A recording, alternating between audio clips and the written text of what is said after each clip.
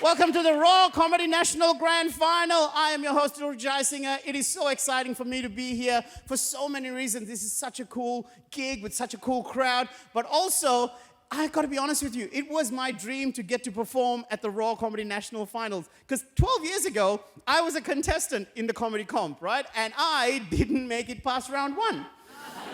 Yeah, but that teaches us two things, folks. Number one, never give up on your dreams because you still might end up achieving it. Sure, I took the scenic route. But secondly, and more importantly, it's important to remember that the judges sometimes get it wrong. And sometimes they get it very wrong. But all silliness aside, it is such a cool opportunity to be here. This, folks, is the Raw Comedy National Final. Tonight, we have 13 grand finalists you're about to see competing to become national champion and win the prize of a trip to the Edinburgh Festival Fringe. Look, I've been judged a lot, especially in this job, you get judged a fair bit when you're on stage. But I've also started getting judged on like the television. Because I've been doing a lot of these little competitions, these celeb comps and things like that. And I've got to be careful with what I do on stage because seems to be everything that I say, the opposite happens soon after. Because last year I did a show about how much I love being single and how much I hate cooking. But then a few months later, I got into a relationship and went on MasterChef.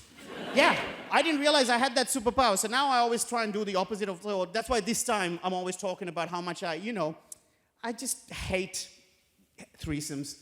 And I love not having abs. You know what I mean?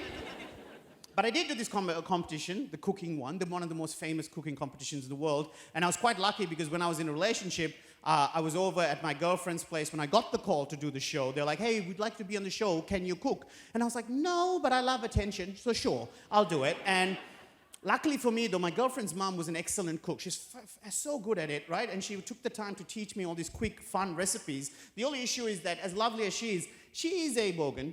And not just your regular bogan either. She was a vegan bogan. Do you know, it's quite a remarkable thing to be at the dinner table and hear a sentence like, fair dinkum, this tofu is bonza. So I did get all these lessons from her, and she taught me some lovely recipes. However, we did get into a big fight, and our first sort of like mother-in-law, son-in-law fight. And it was about, and this will divide the crowd, we fought about the fact that her mum doesn't wash her rice before she cooks it. I know. Look at that. You can feel the tension. A lot of the Asians in the crowd going, what the fuck are you talking about? I can't hear this shit. Where's my chopsticks? And just putting it in. But then you can see a lot of the white folks going,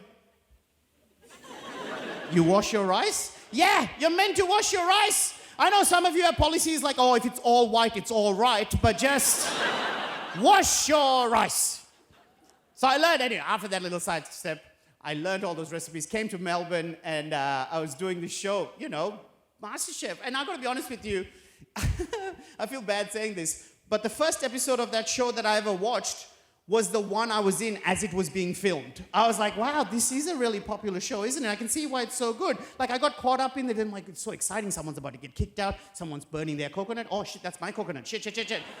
Like, I knew of the show, but I didn't know enough about it. Like, I went in. I didn't know the judges had changed. Because I went in expecting like George and Gary, and then suddenly I'm like, Matt Preston has lost a shit ton of weight, hasn't he? And he's now an Asian woman. What a glow up. And here's the weirdest part. Even though I hated cooking and only started learning a few months before that, somehow, against all odds, I ended up in the semi-finals. Not because I was good. No. I was shit. But I was never shittest on the day. That's all it takes, apparently.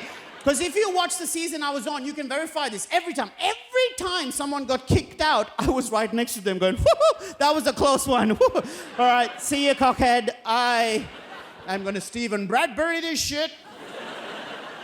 In particular, there was this one curry I made, a beef rendang curry, that I was so excited about, and I thought I did a good job, and they liked it. They gave me an immunity pin and all that. I was like, what a huge win. But then it went to air, and the amount of hate I copped from all the communities because apparently it was not an authentic beef rendang curry. Even Gogglebox had a go at me. Where do they get off sitting on the couch just going, someone's like, that's bullshit, that is not an authentic beef rendang curry. Like, no shit. It was taught to me by a white vegan bogan. I reckon the ratio is going to be a little bit off.